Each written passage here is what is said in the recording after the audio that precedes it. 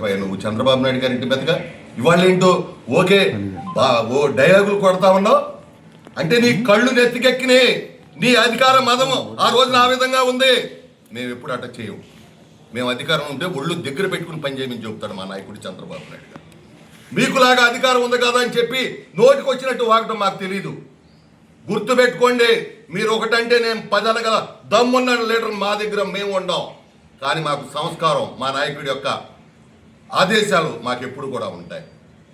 అదేవిధంగా పేరుని నాని మాట్లాడుతూ ఉన్నాడు. అరే రే రే రే బియ్యం దొంగలించిన దొంగ కూడా మాట్లాడి మాకు చెప్తా ఉంటే ఆ దొంగే మాకు చెబుతున్నాడు. దొంగతనం చేసిన దొంగే. భూములు కొట్టేసిన వాళ్ళే ల్యాండ్ టైటిల్ యాక్ట్ భూముల గురించి మాట్లాడుతూ ఉన్నారు, రెవెన్యూ వ్యవస్థ గురించి మాట్లాడుతూ ఉన్నారు.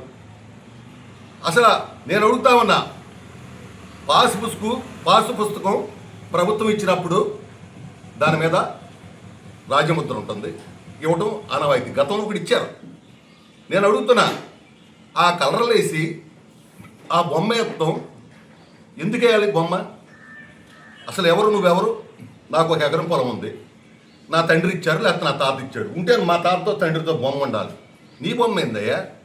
నువ్వెవరు? అసలు నీకున్న హక్కు ఏంటని నేను అడుగుతా ఉన్నా. పంచాయతీల మీద రంగులు ఎత్తే 2,000 కోట్ల రూపాయలు మళ్ళీ తీసేయమని కోర్టు చెప్తే 2,000 కోట్లు నష్టపోయారు. ఎవరు డబ్బు? మీ బాబు డబ్బా. ఋషికొండ మీద బిల్డింగ్ కట్టారు. ఎవరు డబ్బు? మీ బాబు డబ్బా.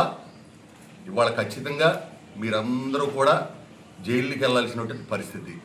మాకేం కక్షలు లేవు, మాకేం కార్పణ్యాలు లేవు. మీరు దోచుకున్నారు కాబట్టి మీకు ఇవాళ ఈ రోజున ఈ పరిస్థితులు వచ్చినాయి. అంతేగాని మా నాయకుడిని చంద్రబాబు నాయుడు గారిని కానీ లోకేష్ గారిని కానీ అంటే తగిన మూల్యం చెల్లించుకోవాల్సి ఉంటుంది. ఖచ్చితంగా భగవంతుడు ఉన్నాడు. చేసిన పాపాలు అనుభవించాల్సిందే. గుర్తుపెట్టుకోండి, ఖబర్దార్.